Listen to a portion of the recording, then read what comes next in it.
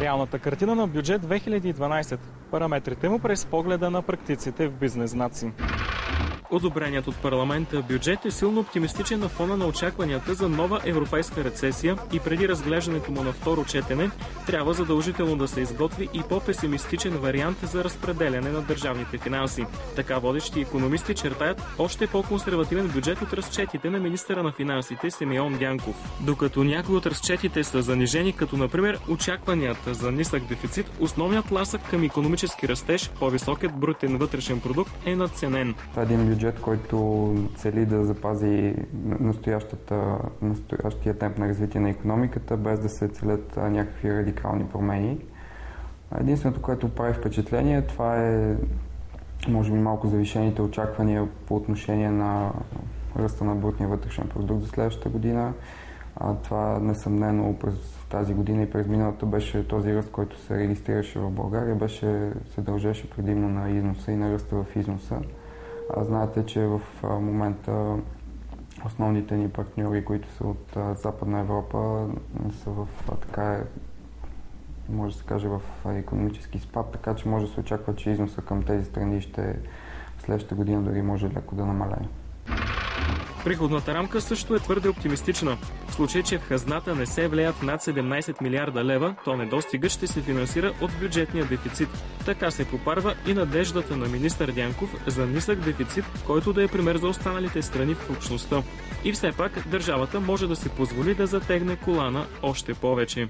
Тези добри резултати, които са по отношение на дефицита в момента за тази година и които се очакват и за следващото намаляването, това е за сметка на намаляване на фискалния резерв и за поемане на допълнителен външен и вътрешен дълг, чрез издаване било то на облигации и било на други ценни книжа. В приходната част на бюджета се залагат значителни средства от европейските фондове и програми. Те могат да бъдат усвоени едва наполовина, смятат експертите извън правителството. За 2011 година са планирани приходи от Европейския съюз над 2 милиарда лева, но от началото на годината до сега са усвоени едва 628 милиона. По оптимистична оценка, до края на годината могат да се очакват средствата да достигнат около малко над милиард. За 2012 в проектобюджета се залагат приходи от почти 4 милиарда лева. Усвояването им е физически невъзможно. В така зададената рамка не би следвало да има актуализиране на бюджета. Единственото, другата ос, по която може да се очаква някакви притеснения, това са заложените средства, които трябва да се усвоят по европейските фондове. Знаете, че в момента именно това е перлото, по което след първите 9 месеца за годината постъпленията не са достигнали желаното ниво. И едва ли през следващата година се очаква е заложено почти двойно увеличение на средства, които са заложени за тази година. Те ще бъдат изпълнени наполовина, т.е. тук няма да има достатъчно, няма да се сбъдне тази прогноза за усвояването на европейските средства. Ръст на икономиката чрез засилен износ и ускорено усвояване на еврофондовете не е несериозен план.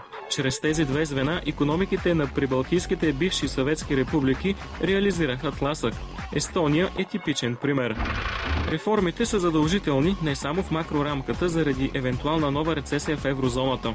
Рестрикциите в бюджета не са достатъчен буфер, още повече, че потребителските и капиталовите разходи вече са на изчерпване. Трябва да се търси баланс между двете, а в момента вътрешното потребление в България, за съжаление, не е особено добри граници.